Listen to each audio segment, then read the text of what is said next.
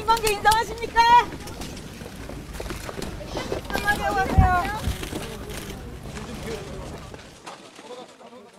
네, 배우 이병헌 씨에게 50억 원을 요구하며 협박한 혐의로 재판에 넘겨진 모델 이모 씨와 또 걸그룹 출신 다희에게 실형이 선고됐습니다. 이번 수사와 재판 과정에서 쟁점이 된 것은 이병헌 씨와 모델 이 씨가 연인 관계였는지에 대한 여부였는데요. 모델 이 씨는 일관되게 이병헌 씨와 자신이 연인 관계고 일방적인 이별 통보를 받아 그 배신감에 우발적으로 협박을 했다라고 주장을 했지만 법원은 받아들이지 않았습니다.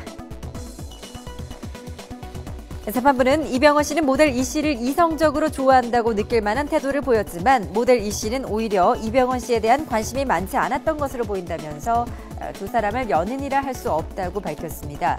모델 이 씨가 이병헌 씨의 만나자는 요청을 여러 차례 회피하고 또 친구와 주고받은 메시지에서도 이병헌 씨를 좋아하는 감정은 엿보이지 않았으며 성관계도 끝까지 거부했다고 했는데요.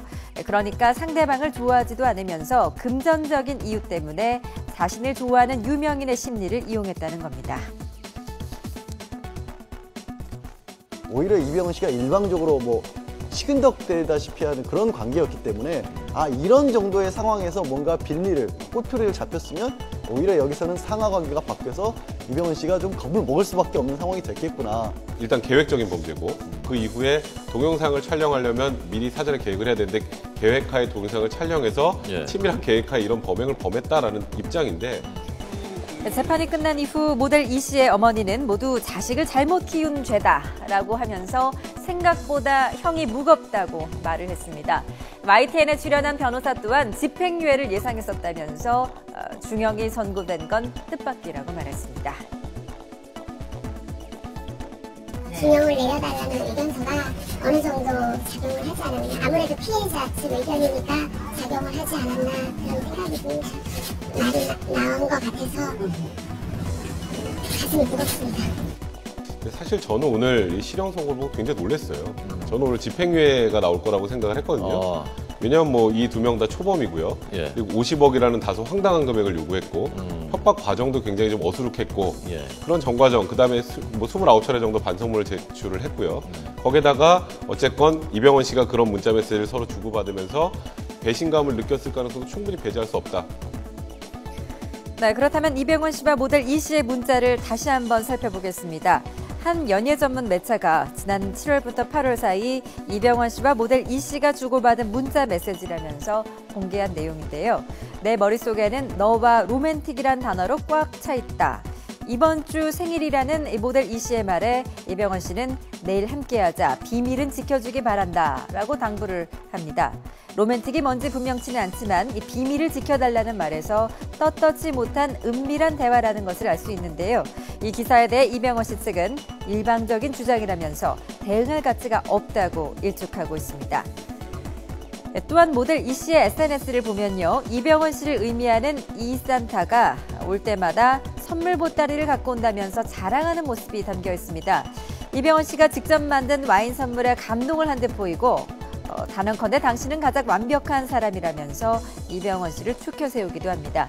이번 판결에서 재판부가 이병헌 씨를 꾸짖은 점도 주목해야겠죠. 법적인 책임은 없어도 공인이자 가장으로서 도의적인 책임은 있다는 겁니다.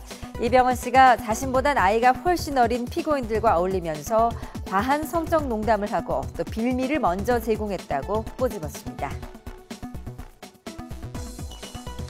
죄를 받았다는 거에서 억울한 건 없습니다. 처음부터 다 인정했던 부분이고요.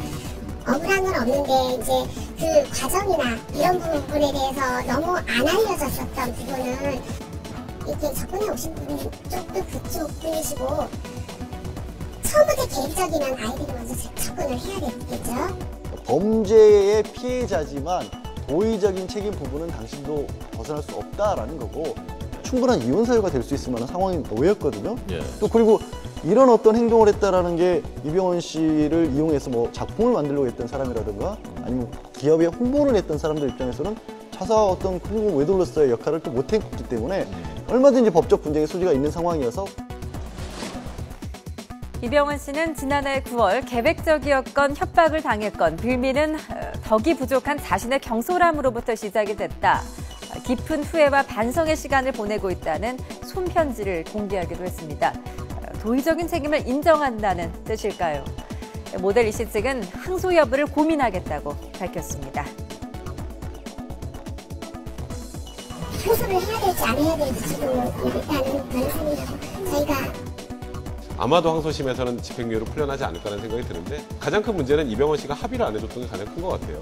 그러니까 이병헌 씨가 입장에서는 합의를 해주고 싶어도 합의를 하면 저쪽 주장을 마치 좀 국민들이 바라볼 때는 인정하니까 이런 거 아니냐라고 또 의혹을 살 수 있다 보니 합의를 아예 안 해주게 된 것 같은데. 네, 지난해 9월 초 이병헌 협박 사건이 세상에 알려진 이후 147일 만에 1심 판결이 내려졌습니다. 모델 이 씨와 가수 다희 씨 1년 이상 감옥에 갇히는 신세가 됐고 또 다희가 소속된 걸그룹은 결성 3년 만에 해체가 됐죠. 또 이병헌 씨도 어마어마한 손실을 봤습니다. CF 계약은 물론이고 또 이미지 실추로 인한 정신적, 경제적 피해가 상당할 텐데요. 결국 이번 법적 다툼에 승자는 없어 보입니다.